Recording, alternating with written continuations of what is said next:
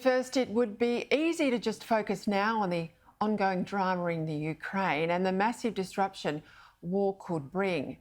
Now, as important as all of that is, and it is important, as I said, we'll discuss it with Greg Sheridan and former Prime Minister Abbott a little later in the show.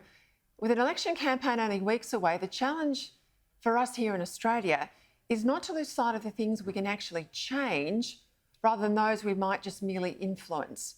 If nothing else, this unprovoked aggression could get us all focusing on what's critical for our strength as a nation as the world security situation continues to deteriorate.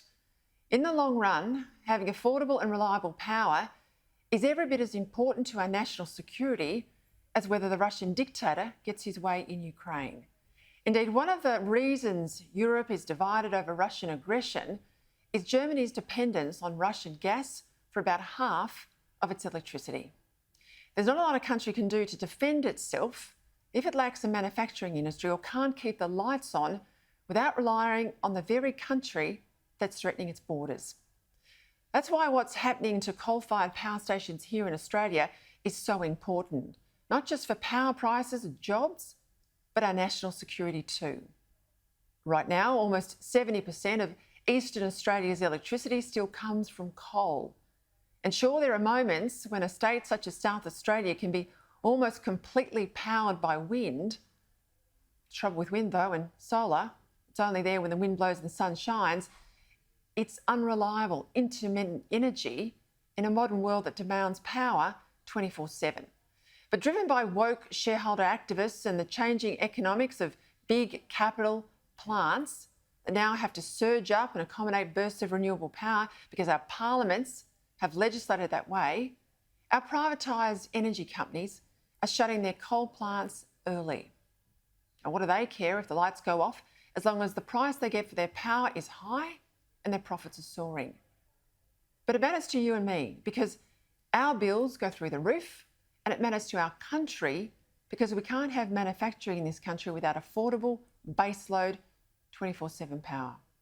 Last week, as you know, Origin Energy announced that it was closing the giant Eraring power station 7 years early, meaning in just 3 years' time, we're set to lose 20% of the power supply in New South Wales.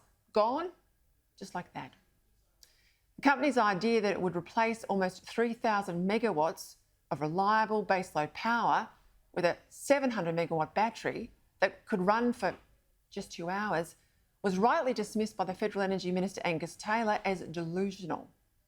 And today, the head of the Tomago aluminium smelter, one of the largest employers in the Hunter and the state's biggest electricity consumer, warned that his round-the-clock operation had no future without affordable 24/7 power, after his company was forced to pause operations for 20 hours in a month last year because of breakdowns at ageing power plants and wind droughts.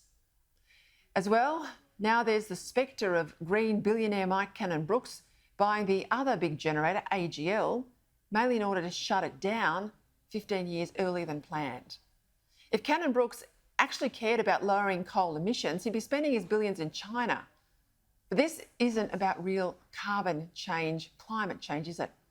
It's about a political push against the Prime Minister, and it's an aggressive agenda that defies common sense. When AGL announced it would close the Liddell power station in New South Wales by 2022, which produced then about 15% of the state's power supply, the Turnbull government tried to get AGL to keep it going, or if it wouldn't, sell it to someone else who would. Now, they refused. Likewise, Origin has refused to sell or lease Eraring to the Peta government, which makes crystal clear the corporate agenda here: boost profits by driving up power prices, and then let the politicians deal with the brownouts and the blackouts that'll invariably follow. All of these corporate manoeuvres have meant government has either had to re-enter the power market as they have.